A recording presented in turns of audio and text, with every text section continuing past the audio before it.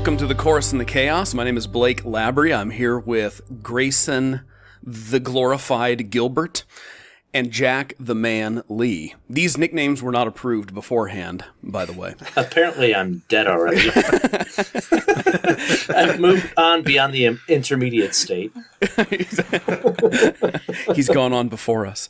No, this is episode 3 of the Courses in the Chaos podcast, and we've covered the church, what the church does, how it functions, operates. We've, of course, talked about the importance of attending church.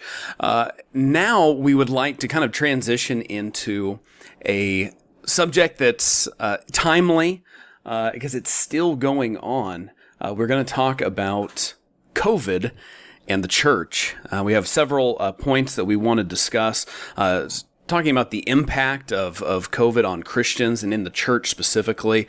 We're from 3 completely different areas of the United States, different kinds of churches.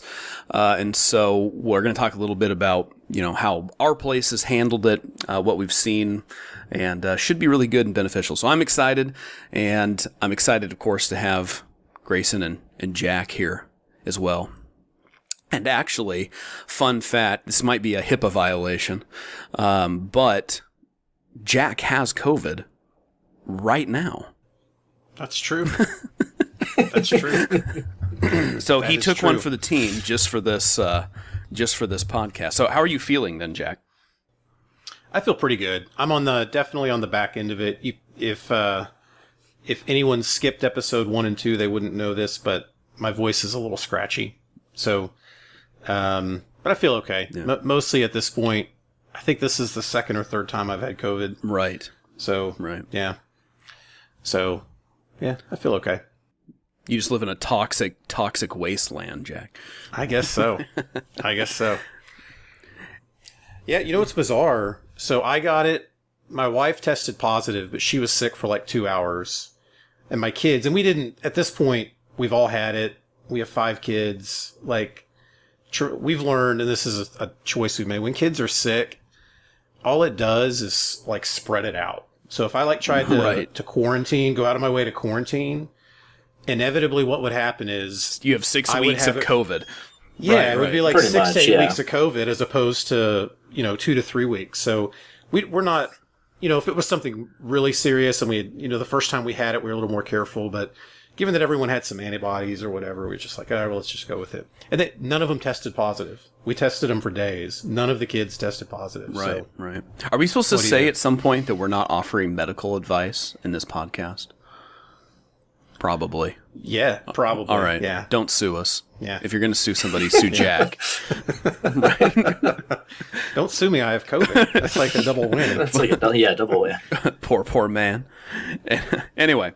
All right. To kick us off, we kind of divided this up into a pros and cons. Like, what were some of the bad things that happened in the church as it related to COVID? And then what were some of the positive things that we saw kind of coming out the other side? It would depend on where you live in the United States. I think Florida's been over COVID for like 2.5 years now. But where I live in Oregon, it's still people are still very hyped about it. And then I don't know what it's like for you guys. But it's still, I just saw there's a liberal church here in town that is still requiring face masks. So you're not welcome if you don't have a face mask. But if you are sexually depraved, you are welcome. You just have to have the mask thing going. Anyway, that's another subject. As long as you come in with a rainbow mask, you're okay. Yeah, exactly. Yeah. Exactly. No, I mean, Wisconsin pretty much got over it about the same time Florida did. They were not too far behind them, and the Supreme Court in Wisconsin just struck it down. Right. And once that happened, it was done. Like we're not going to let this affect our pike fishing. I'll tell you that right now. Well, pretty much. It's like, hey, we've got to get some brats and beers here because we're watching a Packer game coming up soon. So take off the masks and let's get going, eh? It's hard to eat a brat through a mask. This is very true. Have you tried? Well, I mean, I do have COVID. So. Yeah, this also just got very awkward real quick, huh? Yeah. All right. Yeah, Oklahoma was kind of like Florida. We I don't know. I think for like 3 weeks we were kind of in the spirit, and then everyone kind of gave up and just went on with life. Right. So it really depends like on your governor and your local government and the political persuasion and things like that. So most of like us three, we probably have our finger on the pulse, at least slightly, on, the thoughts of our state and things like that. One of the things that we saw with COVID, though, was that all of these secular decisions and things began affecting everything, including seeping into the church. And so that's where our particular point of interest is not necessarily like what your governor was doing or what your neighbor was doing, but what did it look like? What did COVID look like in the church? So let's talk about some of those bad things that happened over the last 2 years. One of you guys want to kick us off on that? Yeah, I'll pick up the first one. We made some lists here, but I think the most obvious one on anyone who was in the church during COVID, one of the most obvious things was this virtual church and kind of this this stopping of meeting in person, right? Or this reluctance to meet in person, this infrequency, however you want to look at it. But the stopping of the physical meeting and the beginning and the rise of the virtual church, right? And I would classify that as unequivocally bad. Yeah, I would agree with you. I think in the beginning, people were doing it right because they had no idea what the heck they were going to do with all this. Nobody knew what was going on with it. It was a brand new thing. It hit really quick. And so people just reacted to it for good or for bad or indifferent. So a lot of slack, I think, could be given right in the beginning phase. But then as things kind of went on and this whole idea of virtual church kind of dominated some of the more, for lack of any better way to put it, like that evangelical attitude where you had people that were kind of half in and half out of the door to begin with. And I think that just gave them a perfect opportunity to kind of slip on out, and they can sit on the couch with the PJs and not have to really leave the home on a Sunday morning, and they could be quote unquote in church. So when I had a lot of beef with it later. In the beginning, I could sympathize with people. I was gonna say, are you guys comfortable talking about the decisions, like the process and thinking that your churches went through and all this? Because I mean, for us, I'm the pastor of a relatively small Baptist church in the Pacific Northwest. And so this was something that for us, Grayson kind of hit it, was we didn't know exactly what was happening. Like, is this the new plague? I mean, because remember those initial projections on the death and the spreadability and everything were like, I mean, they were scary, like scary numbers. Massive. Yeah. I mean, it's like, man, this is going to be a clean sweep here. And so, I mean, our process of thinking through it in our church was that we did suspend in-person meetings for several weeks as things were going on. Now, one, I guess you could say positive, that I would come out saying is, before this, we had no online presence at all. Like we weren't uploading our sermons or anything like that. We quickly switched gears into doing that, and we have maintained that in not doing like live feeds, but still uploading the messages. And that's actually been really beneficial for like our shut-ins and things like that, because there are legitimate, and we talked about this in the last, couple of episodes, that there are legitimate reasons to miss church. And there are, for some folks, situations where, you are incapable of coming to church anymore because you're a shut-in with whatever thing you might have going on physically or mentally. And so it's been beneficial to be able to take those sermons and upload them and stuff like that, but still not a replacement for the church. So then as things started getting crazy for us, as Oregon really tightened down, like we just lost our mask mandate and like I think a month and a half ago. Oh, really? Yeah. Like the state mask mandate. And so one of the things they were saying was like, well, you need to, like, you still need to do it in the churches and all that stuff. We're like, we're not doing that. And then, remember early on, they put the restrictions on numbers, like in meetings and things like that. So what it did for us then, and this is probably like leaking into the positives too quickly, is it really made us reassess. It forced us to reassess the relationship between the state and the church. Yeah, I think that forced a hand for everybody on that. Right. And you either landed one way or the other. Right. But I think there was no avoiding that. So eventually we kind of just, I don't know, I put a lot of like study into it, and then I kind of just let everybody else along on where there are certain things that our state in particular is commanding us to do in territories that they do not have authority. And so then we moved a different direction there. But it is really weird. It is really weird that in the beginning of all of this, how many people right off the bat were like, we're not closing down. In fact, we're reinstating the holy kiss. Like we're in this full bore. It doesn't matter, And so, I mean, it's crazy how quickly some folks came to that conclusion, and then how some other churches are still paralyzed with fear, or they're so committed to their political persuasion that they have to keep the masks now. They have to keep the distancing. That's something that's odd that looking back, and I said it was unequivocally bad. I was speaking to this because you guys brought up good points. I'm thinking holistically, like, let's look back at the past 2 years. I think it was generally bad, right? But you make good points. Like, in the beginning, there was all this question, like, what's going on? We don't know. And I think there was a general willingness on just about everybody's part to, like, okay, let's see what happens over the next few weeks. We don't know what this is, what's going to happen, right? But looking forward, one of the things that I found fascinating, and I don't even know, this is more, actually, I would put this in the bad category. I start to say it's more of an observation than anything, but how political, I'm trying to think of the right phrasing, how the COVID situation really highlighted and drove a wedge in the political makeups of the church. Yes. Yeah.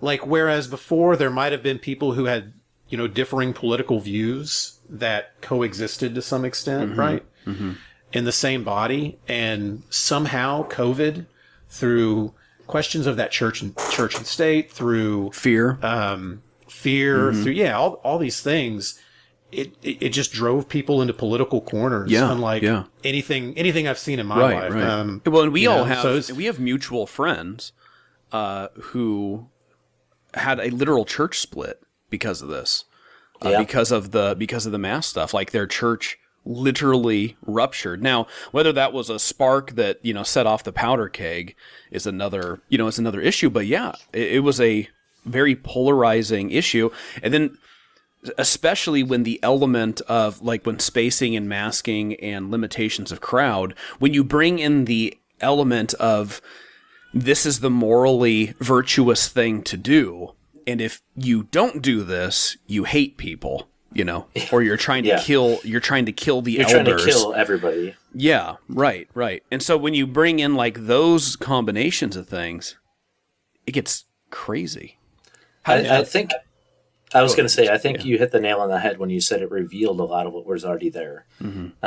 That's how I kind of look at this whole thing is people had their positions beforehand, but this just kind of forced a revelation of what that was. And so the leadership and many people within the church, they already kind of landed on these issues. But as soon as all this stuff hit, and I'm talking, a month or two after the fact, again, you had some outliers either way in the beginning that were immediately lock in step with either doing nothing at all or doing everything. Right. But for the vast majority of people, they had to kind of slowly trickle it out. And I'm trying to be gracious in how I say this because I don't want to just be tongue in cheek with it all. But we had a lot of people come into our church because this revealed where their church was at. Right.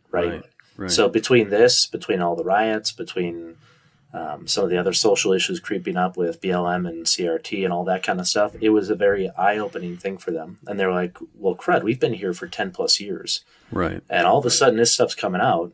But then they started to realize that, no, this stuff's been there. It's just, this is now the opportunity for it to come out. Right. Yeah. That was largely my experience to a point.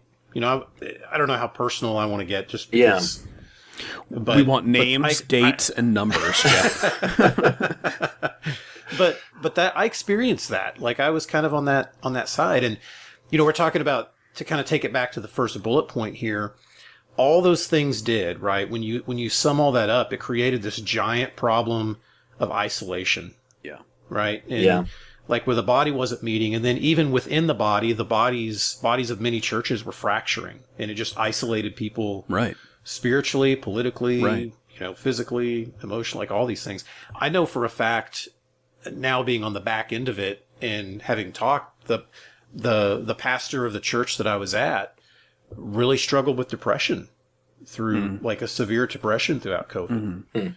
And I didn't know, right? And I wish I had, because he's still a friend of mine, but I think there are a lot of people who wrestled with that, right? Right. And it's just so hard because how much of that was self-inflicted? Yes. And it's tough. So I don't know, the virtual church thing, I guess you could say there's an argument for brief instances. Yeah. Me being sick with COVID, I didn't go to church. Right. So it was useful to hear the sermon. Yeah. Right. Yeah. Yeah. But Grayson hit it too, though, that for some folks, it was just the breaking opportunity that they needed. Yeah. I mean, it was just like doors, they could just kind of quietly fade out. Doors open, go. And then even when you bring services back, a lot of folks, not necessarily in our congregation, but from pastor friends and stuff that I have, there was a whole lot of, we're still just being safe. As you bump into them in Walmart, we're still wanting to be careful and all that. And so not only does it cause this body isolation where now you have a group of people who are purposely made for community fractured, okay, with fear and political, whether legitimate or illegitimate on the fear aspect. And again, things were revealed as time went on. But then you also have this change of like within pastoral ministry. Now, I would say that as a pastor, never has my visitation been seen as hostile or dangerous. But during COVID, when you go to visit somebody or check in on somebody, what's the response? For a lot of folks, it was, just, stay out there on the porch, why are you out running around? Why are you here? No, and so like there's like even like this fear of like, don't, like, I'm not gathering at the church, but also don't contact me. Like don't. And it wasn't, I mean, not everybody was like that, but it heightened that even regular, if a guy had a regular practice of door knocking and inviting people to church, I mean, that's interrupted because now when you knock on someone's door, a stranger's door, you're not just seen as an annoyance, now you're seen as something that's potentially dangerous. And so that was really weird. Like that was a really weird aspect of it. Yeah. Hey, let me ask y'all a question, because I've been curious about this. Yeah. When you guys came back to meeting, right, and let's say it's 6 months past the shutdown, right? Mm-hmm. People are starting to come back, churches are meeting a little bit, kind of that following summer. Did people shake hands? Like, did you have that? Was there this awkward of, we don't know how to greet people right now? Did you guys experience that at all? In our church, no. I mean, well, to be truthful, people were already meeting in the parking lot, like, within the first month and giving hugs and stuff. Like a bunch of hoodlums. Yeah, they're like, come here, I'm going to pass you my communicable disease. Yeah. No, but in Let's all, hug. in all and how do you feel about the common cup? When people came back, it was actually a really sweet moment. I remember because we shut down initially, and then we didn't go back to normal services right away because my buddy Matt Miller, who's got a church plant up in Oak Creek, they were meeting at a movie theater. And so they were beholden to the movie theater, and they couldn't even gather once everything was, the restrictions were lifted. So to kind of be in solidarity with them, we didn't have full services even still. Like, we were there and we were doing kind of a more informal teaching aspect of it. But we didn't want to convey the sense that it was like, hey, things are back to normal for us, but for you guys, good luck. Right? I mean, that would be kind of shady. But with the people coming back that first Sunday, I don't know. I would push back on that. I would push back on that. You're welcome to, but that's hindsight at this point. And now I push. Okay, continue. When people came that first Sunday, though, people were crying. There was hugs. Everybody was shaking hands. I mean, it was a really sweet, sweet time. Right. I still remember it to this day. It's one of those. It's a core memory, so to speak. Right. Yeah. Interesting. Yeah. Okay. You touched something interesting too, Gracie, because there was a few places in town who, I mean, for years, it's not like a church plant issue, but for years have met like in school gymnasiums, theaters, things like you were talking about. And it was eye-opening for a lot of those guys that you are shackled by the building that you're meeting in. And so for a lot of folks that were like meeting in the schools and stuff, I mean, even if they wanted to have a service in the building, they couldn't do it. And so it was having to do it, like you said, outside or somewhere else, the Walmart parking lot or something. Yeah. For him, it really pushed them forward on just getting and securing a building so they wouldn't be beholden to anybody anymore. Right. And so the Lord was super kind during that time too, because they inevitably got a building. Mm-hmm. But it was an interesting period. Right. It definitely was. Yeah, and that kind of brings up in fact, I wrote an article on this back in 2020, but this idea of idol, and just the contrast, and we've talked a little bit about that, but for some Christians and some people, not even Christians, but this idol that we created in America of safety. Yeah. Like this desire to be safe and secure, right? Mm-hmm. And that drove so much of it, this fear and this that everything, the most important thing in my life is to be safe. Yeah. Right. And there was this point in time when I think we just didn't know. Right. But it didn't take long. Like, I think by the summer of 2020, before the kind of around the Delta thing, we began to understand it a little bit better. Right. At least more. And again, this is an interesting discussion because I'm speaking from Oklahoma. Right. And I think there may be some just geographical differences here, but I think we began to understand it. People began to open up, right? But there was certainly a huge, and there still is, like you've mentioned, there are people just recently they dropped mask mandates, right? Where you're at. But this idea of an idol of safety, and I mean, we had, if you think back about it, we had crazy things. Remember I guess we still have supply issues with stuff, but grocery shelves being empty, the rating of toilet paper, like people hoarding all that stuff. Yeah. I mean, just bizarre. Like that's going to be your security. And I look at, I still think back about that, and the verse that sticks out to me, and this is, again, I wrote on this a little bit, but in fact, I went back and read it today, kind of thinking about this, but it did stick out to me again. Is this the way Jesus commands us in the prayer, right? The Lord's Prayer, give us this day our daily bread. Mm-hmm. And you think back of Israel wandering in the wilderness, and God's daily provision of manna. And this is the mentality, like we are to look to God for daily provision. Yeah. Mm-hmm. Day to day. Like he is our source of provision. And our security doesn't come in stocked pantries. It doesn't come in 401ks. It doesn't come even in health and vaccines and medicine. Our security and our hope comes in the person and blood, washing blood of Jesus Christ. Right.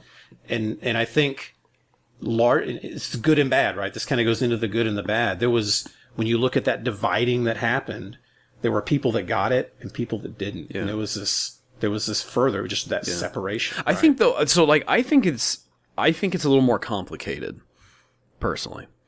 Because you run in this, like, we know, like, everything you just said is absolutely true. Like, our hope is in Christ, and if, we die tomorrow, like, our only hope is in Him, and our security is in Him, and all this stuff. But then there's also this reasonable, striking the balance between what is reasonable risk and what is an appropriate preparation.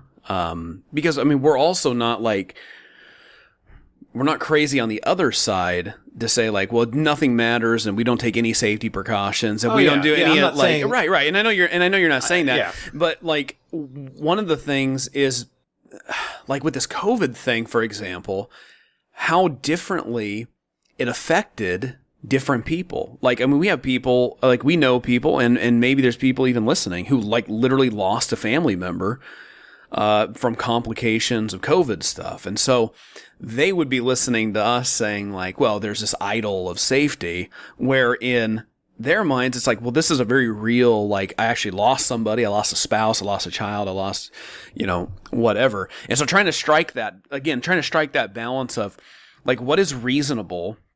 What's our reasonable obedience to the government? What's our obedience to God? What things should we be doing to protect ourselves? And how do you know when you've gone too far? Like, how do you know when now your safety is an idol? And I guess the only answer that I can think of that is when it butts up against what God has commanded. So if you're so if you're saying I'm not going to obey God because I want to be safe, that's now where you've hit the idol thing. Yeah. And you bring up a good point. I didn't mean to overstate what I was saying. There is a reasonable response, and there are certainly people. I know people who personally that lost their life or lost a father because of COVID, right? Mm-hmm. And it's just very bizarre how it impacted some people. So there is a quote unquote reasonable response, but I think your point's a good one. Like, if you boil it down, are we taking safety to the point where we're being disobedient to God's word? Right. At that point, it becomes a big problem. Right. And we're not saying don't wash your hands. Right. and I when to be completely transparent, when COVID happened, like when we went to the store, we bought like a couple things of bread instead of one. Like, it wasn't, we weren't buying bushels and bushels of toilet paper. We had to buy extra bread because there was no toilet paper. But I mean, we just, we bought a little extra just in case it wasn't going to be there next week, right? I don't think. Anyway, you got me on that one. I'm sorry. I was thinking though, we are masters at self-deception, and that's where my line of thinking went with this whole thing. I mean, obviously, there's reasonable means by which we ought to protect ourselves and to sustain our families and to basic principles of wisdom. But I also question how much we wrap up under the guise of wisdom that truly is sin. Right? I mean, like what regard? Well, we can hedge our bets so successfully that there's never a point in which we actually are pressed to trust Christ. We can do it with finances. We can do it with all sorts of different things. But I think in our culture, especially, things that are touching on comfort and security or safety are paramount to that. And one of the ways that, I mean, it's an easy go-to one, but Jack, when you're listing off things like your 401k, or even when we're looking at trusting in just the various medical things that we have today, they're all great. Don't get me wrong. I'm not saying they're bad or sinful in and of themselves.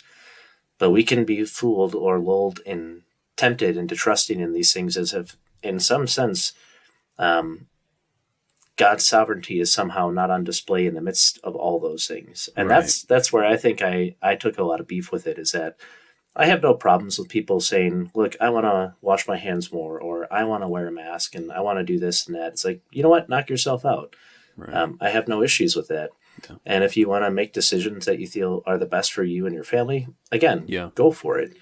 But that's where we ran into personal liberties versus being then pressed, like personal decisions then being enforced on other folks. That's probably why, for Christians, the vindicate contra tyrannos shot up in sales, Yes.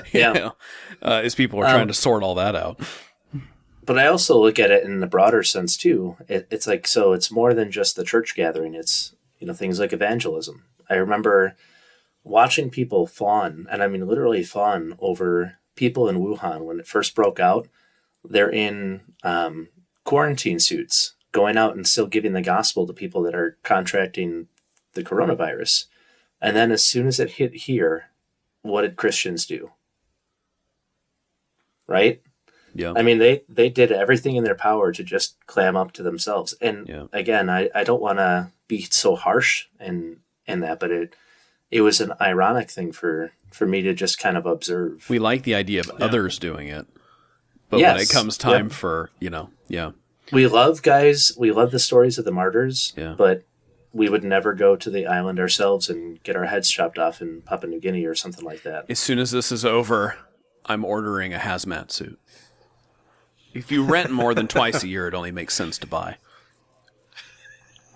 But I think so much of it is just we live in a culture that propagates all that. Yeah. And so we're inundated. Absolutely. We're inundated with it.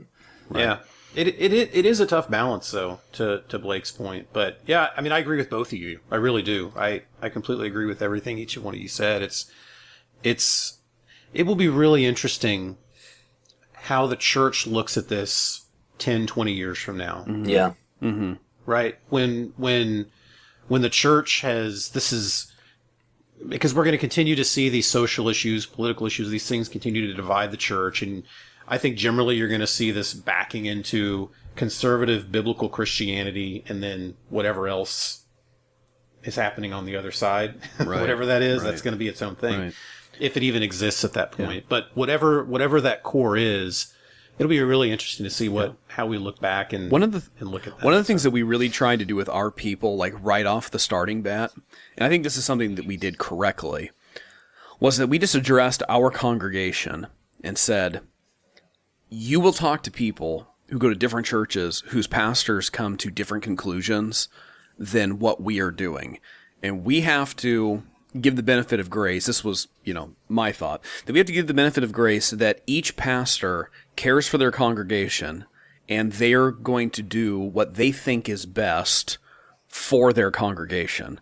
Now, whether we agree with that decision or not is not going to be any of our business. There was so much of guys really like throwing rocks at other churches for like coming to different conclusions, even on like minor things. And I think that just made the whole thing all the more volatile as people are, again, kind of blasting other churches, blasting other pastors, as masks and vaccinations become now it's no longer faith, hope, and love as the Christian virtues. It's, masks, hand sanitizer, and vaccines, And so you get into some of that stuff, and so we just told our people, like, we are not going to split over this. Like, we're not going to. Yeah. Like, this is not going to be the main thing. This is not going to be our main point of conversation. We're going to keep preaching the gospel and loving each other, and some really positive things then came out of that as well. Let's shift. That's a good segue. Let's talk about some of the good things here in the final few minutes. Yeah. So our people, like a lot of people, struggled financially. Churches that we know of, I know. Again, we have mutual friends that churches started struggling. Our people actually gave more. I don't know how they did it, but when we got our end of the year reports, like, we were way up, and the Lord has always really blessed us that way. You get your Trump bucks and your Biden bucks, so I mean, we were one of those people who were like, I didn't want it, and I didn't know what to do with it, and so part of it went to paying off. Yeah, I bought myself an AR-15. Are you mocking me, Grayson? I was going to say. No, I actually did. Right. But I mean, part of it went to just knocking out whatever we had left on the van, but then part of it went to the church too. Right. It's like we didn't have that before, so why not? Right. We literally had folks in our church say, like, we have all this money that we don't need that's coming to us in the mail, and they gave all of it to like some of like the single moms and stuff in our church. It was wild. It was wild. Incredible. Yeah, it was wild. That's awesome. And you're not talking $50. You're talking thousands of dollars. So it was really cool. Like, that was a major positive the whole way through. there was this zealous concern within our congregation for the care of other people, and so that was really really wonderful to see. Yep, that's amazing. Yeah, I think we saw much the same with ours, where some people I know did that. We had others that were just more prone to, whether they were writing letters or like there was a yeast shortage. So like one of the things that one person did was just drop off a yeast shortage. Yeah. So do you remember the big thing in the pandemic was people were baking bread? No. Right? Because they couldn't at some places you couldn't get loaves of bread. Well, we were baking our own toilet paper. Bread. So. That's because I bought 2 loaves instead of 1. Get Jax over here buying up all the loaves of bread. So. He was. Right? It's because he ran out of toilet paper. So anyways, people were baking bread and they needed yeast. And then yeast ran out, of course, because like everything else. Right, because so some people were buying it up and handing it out just for, kicks and giggles, I guess. But so you could just keep on doing it. It was a small thing that shows somebody who cared. Right. Yeah, that's awesome. Yeah, that really is. Yeah, a thing I noted here, and we touched on it a little bit. A good that I think is coming out of it, and again, we've kind of made the point, but I'll just state it formally: is this cleansing of the church, right? Like the separation of chaff and wheat. I think you're seeing that. It's getting intense in here. Like it's an ugly thing, but it's a necessary thing, and. I'm a Presbyterian, and we talked about this in the past few episodes, like our definition of the church. But for me, when I look back at quote-unquote church history, I see this pattern of... Why is it quote-unquote, Jack? Because history is not real, church people. History in heavy quotes. Church history is as fake as the moon landing. I don't know church why. Church history as you've been told. Yeah. This is the real church history. Get ready. Yeah. Nice try, Clavinist. Ever seen Ancient Aliens? But I mean, back to like... Blame it on Constantine. That's right. That's where all the problems started. It all went downhill from there. Yeah, I don't know why I said quote unquote. I'll blame it on COVID. That's okay. We sufficiently mocked you. Yeah, I deserve you may continue, Jack. But throughout... Now I'm struggling to recover here. You guys threw me off. So throughout the history of the church... In the history of God's people, God has regularly cleansed and purified. Yeah. Yes. Right. And that's the point, right? From Cain and Abel to Ananias, Sapphira, to the Reformation, and you could if you sat here and talked about it, you could probably come up with 150 different examples. Feel kind of embarrassed that this was the cleansing? Because you look in the... That COVID caused that because you look at it, honestly... You look at like heavy, I actually don't think you look at like heavy church persecution, for example, like historically, where like your life is on the line for meeting. Like you don't know if soldiers are going to break in, if Covenanters are going to be knocking your door down, whatever. And thank you, Grayson. And so you don't know, just coming to rebaptize. Yeah. You don't know, if you're going to have your third baptism or what. And so the problem is like you have this whole thing happening historically where people are like laying in lines. And for us, it was COVID. Yeah. Like not fully. I'm not saying that COVID had the exact one-for-one impact that like real persecution would have, but it's embarrassing how many folks fell off with no interest to return with something like this, I think it's exactly what Grayson said earlier. I don't remember his exact phrasing, but all COVID did was open up these things that were already there. Yeah. These idols of comfort and safety that in America, we've got a big problem of that just in general, right? Yes. This need for security and safety and whatever, right? It opened up that, and that shattered. It had, social issues, people who have been putting their hope in things other than the gospel. So this obsession over social gospel issues that have been lingering and floating around for a decade, 2 decades. Right. All of these things already existed, and all COVID did. And Trump, you could just politically say Trump too, because Trump fueled that fire a little bit more. So from 2016 to 2020, regardless of where you're at on that, it just angered people. So you just have this rising tension. Are you highlighting mean tweets? All the mean sorry. tweets. I'm sorry. Keep going. Sorry. So all this tension just revealed it. Yeah, all this stuff was already there. Yeah. And all COVID did was pull the blanket off. Right. Yeah. And everyone went after, backed into their corners. But Blake, your point's not lost on me. It is a little ridiculous that that's what it was. Right. That really, broke the church apart in America. Well, it didn't break the church. To, what it did was it was that wheat and chaff issue. Yeah, that's what I mean. Yeah, like it broke it in half, quote Right. unquote. Right. I think it revealed how wonderfully fragile the state of evangelicalism really was, though. Yeah, though, that's a fact. That's a fact. Yeah. We fancy ourselves intelligent and strong, don't we? Yes, we do. Yep. Yeah. But it's at the end of the day, I mean, it forced people, and I think it boils down to this, it forced people you had to ask, do I believe the gospel is sufficient in all these things, or do I not? Right. yeah. What did COVID do for the family? I absolutely loved it. Yeah. I thought it was probably one of the most amazing times I've had. So Yeah. I was working at the school district still, and not much changed for us. Like, my wife was homeschooling the kids, but I got to work from home at that point. And I was working out every day, so that was a bonus too. But it was a sweet time where I got to see them just be instructed by my wife, who was being incredibly faithful. And I got to spend all of that 8 hours with my kids each day rather than having to go into the office. And that lasted only for a couple months for me. I was back in by, I think, May or June. So it's pretty quick, but it was a sweet, sweet time for me. Yeah. Yeah.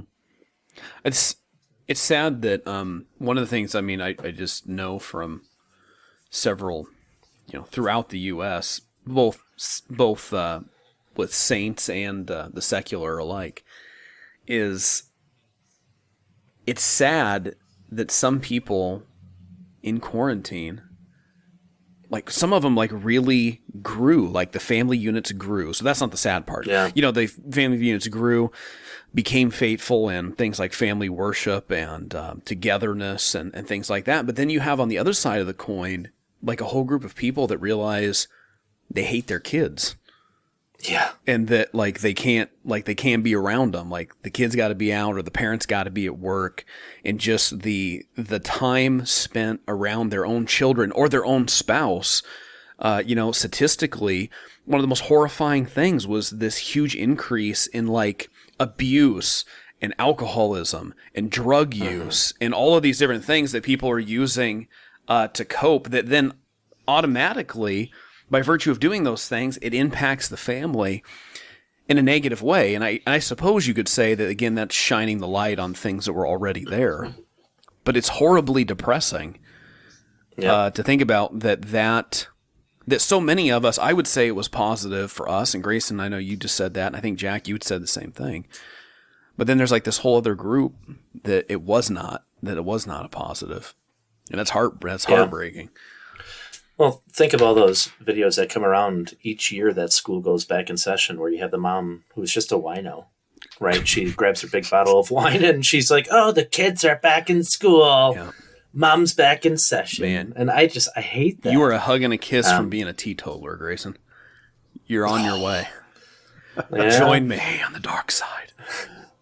That's a pretty good impression, though, Grayson. Yeah, that is. I don't know if it is. I mean, no, it really is, though. You did wonderfully. Yeah. In fact, I think you look mighty familiar in one of those videos, Grayson. No, I'm just kidding. It's because I go to Target a lot with my wine. Yeah, that's weird. I mean, that's all I picture for these Right. women. It's like, Right.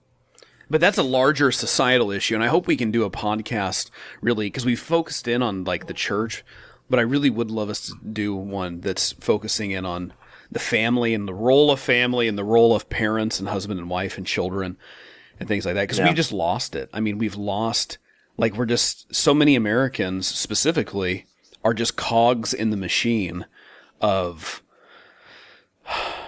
capitalism. I don't know. Maybe capitalism's not the full No, enemy, I think full enemy of it. But just I think so much of worldliness- it goes down to, worldliness. well, it's like you have no fault divorce, so everything is consequence free sex, but then you have to figure out how to deal with the real ramifications of sex, which is that babies come from it. Yeah. So then you've got Roe v. Wade, and Actually- everything just continues to spiral out of control. So with that was an incredible positive that COVID really damaged hookup culture. Yes, it did. And I was like, it I was also like, probably keep being afraid. I don't care. I think it also, I mean, that was a good revelation too for how many people that were terrified to open their church, or they'd go to a rally, or they, Planned Parenthood stayed open, right? And so it's like that startling hypocrisy that was just that's true. That was crazy, right? Yeah. But there would have been, a reduced number of hookups and abortions during that time period. Statistically, there was a reduced number, and then now we look forward to all the little babies that were born because of parents being locked up together. Yeah. So it's an interesting thing. There's a phenomena every time you have like a power outage or something like that in a major metropolitan area. Right. There's always a boom in births 9 months later. Yeah. I mean, like a massive amount that happened of babies. when Boston won the World Series. I'm serious. There was a gigantic boom of babies in Boston 9 months afterwards. Weird. Because people were celebrating, or because people were like depressed and like just went to bed? No, because they won. Because Boston Like, won they're the World celebrating, Series. Jack. So they're I thought. Jack, what? Sorry. They were having babies because they not were baseball. depressed? Well, I was like, they won, and like everyone was like, I'm going to bed. Like, Oh, no. I don't know. Yeah. Well, technically, they wouldn't have gone to sleep at that point. I don't know if your parents have had that conversation with you yet, Jack. Jack already told us he has 5 kids, so Yeah, Man, you guys are like after the COVID guy tonight. I'm sorry. it just seems like it. We're just- Jack. Yeah. Oh man. You're the Presbyterian. We're in a weakened state. This is our opportunity. we just gotta just go for the jugular. Get him, boys. Get him. Yeah. Yeah. Well, I'm coming back next time with Yeah. some Baptist jokes. Okay. So get ready. Gonna get some zingers in there. Yeah, I'm gonna get some zingers in there. So there was that whole All right, well, a couple family other things- issue. Yeah. Yeah. So, a couple other things I wanted to touch on because we're just about out of time. But Grayson, I think you brought up this one in the list of just the good, but you mentioned, and I thought it was a great point, that it reinforced the deep love for the church and the gathering of believers, right? Yeah. And that's a good succinct statement. But when so many of us didn't have church and we were forced to have a virtual church, or forced to not see people in person like we normally did, it really just reminded us how wonderful and what a blessing it is that, generally speaking, we have the privilege to meet and worship God together. Right. Like what a beautiful thing. Right. That Amen. we take for granted sometimes. Yep. So. Yep. Yep. Yeah. The people that came back were really happy they came back. That was Yes. that was the Yeah. that was the thing. Yeah, absolutely. Absolutely.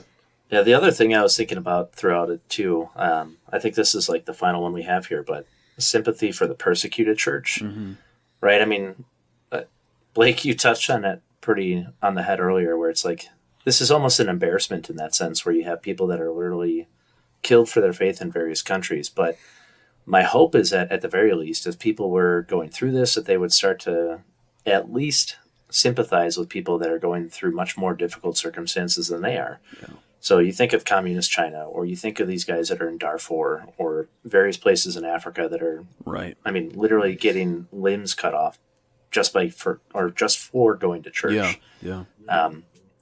It's like the minor inconvenience we suffered of having to stay home pales in comparison. I mean, it sucked. Yeah. Don't get me wrong. But nobody had a gun to our heads during that time. And I kept thinking of that throughout the whole thing. It's like, this is not enjoyable. Yeah. And in particular, again, we're saying in light of things that are happening at the church, like we recognize people, became financially devastated and things like that, Yes. and health wise and all that. But in the church specifically, we didn't have guns in our heads being persecuted for being Christians at the time. Yeah. During this, it was Yeah. something other. On the flip side of it, though, I mean, it also, I keep going back and forth. There was that aspect of what I think was legit, in some sense, persecution. So look at the guys that were in Canada, like James Coates and some of those guys. That's true. Even some people stateside who were just getting slammed with fines. I think MacArthur was one of them, but you had some others that were in California that got slammed. Right. And thankfully there were certain vindicated. Yeah, there were certain governmental officials who were trying to make an example of yes, they were of churches. I mean, like guys like us, or like me, I would say in particular, like we would fly under the radar. People would be like, "What? Yeah, what are they meeting? I don't know." So and there's not a lot of money to be won off of us. Not like MacArthur. But I think that was a good thing too, because it forced. I don't know if you guys had talks about it. As far as Blake, you and your like elder team, but one of the things that we thought or talked through was just, okay, this is where we're at today. Like, obviously it's not overt persecution like you would classify in hard to reach nations, but it is something that is concerning. Right. And so how do you look at it in a sense of, if that day comes and, perhaps when that comes, what cues do you take and how do you navigate that with much wisdom? Right. I think, but I think that was a benefit though. Like I would say that was a positive. Yes. Yep. Was again, it forced us to really sit down before any kind of big wave of persecution, to sit down and really assess what is the realm of governing authority with the government, and what is the realm of authority with the church. And frankly, for us, it helped us lay down COVID helped us lay down some foundations that will be beneficial when persecution hits, which I believe it will. It's just an inevitable, an inevitable thing. It's coming. And so in a way, this was kind of on that front, it was kind of dipping your toes in the water and getting a little taste of exactly how wild the government is willing to be when it comes to these kinds of things. So. Yeah. If it does come, what a grace of God in just that, right? Yeah. Just make sure you have your martyr song picked out that you sing while you're being martyred, That's the stuff I think about when I'm laying awake at night. I thought the Holy Spirit would give that to us. I'm just preparing in case. Call it lack of faith, but... Is this that risk responsibility Yes, thing? Exactly. Jack, you telling me you haven't picked your martyr song out yet? Just to give you an idea of where my mind goes, it's like you're standing in line for the gulag, and all of a sudden somebody in the background is talking about a sloppy wet kiss, and you're like, oh, yeah, not here. Yeah, they take Jack up to the gallows, and he starts singing Carmen. Somebody's singing Veggie Tales. Satan Bite the Dust. That's my song. If you like to waltz with... No. Wow. This got off the rails quick at the end here. That wasn't really... How can we always have we need to cut this out section? I don't know. Yeah. But that was our... I think that was our last point. Oh, yeah. Yeah, that's the last point. I do want to say, I would love to do an episode on church and state. Yes, I think I'll just tell you, I find that subject genuinely fascinating, and largely I think I would agree with you, Blake, but I think I could learn a lot too, and I'm fascinated by it. Like the topic. I'll add this too. The topic has fascinated me for like 20, 30 years because I would love to learn from both of you guys on this. I think it'd be a really interesting discussion, just beneficial for me in general, being fully candid, because we all agree, and we've all said independently that persecution is coming. Like, and I think having really good understanding of where these lines are, and then what your response to the lines are too, and what exactly, and what's the proper response. I think it'd be a really valuable discussion, personally for me, and probably for the one other person who listens to this. Maybe. Yeah. All right. Order up your Junius. Our mom. Order up your Junius Brutus. Thanks, Mom. Yeah. I like how you and I both, Jack, are like, Mom. Thanks, Mom. That was a good joke, Blake. I'm sorry. Yeah. We covered it with our commiseration. Yeah, sorry. Yeah. Both like, I love my mom. Mama. Blake's just... All right. Well, anything else before we close this out? Any other final thoughts on the church and COVID? Like anything in life, anything that is brought our way, it's meant for our good and for God's glory. Amen. Yeah. Amen. Everything. No. Everything. So, all right. Well, on that one, until next time, thanks for tuning in. This was Chorus in the Chaos.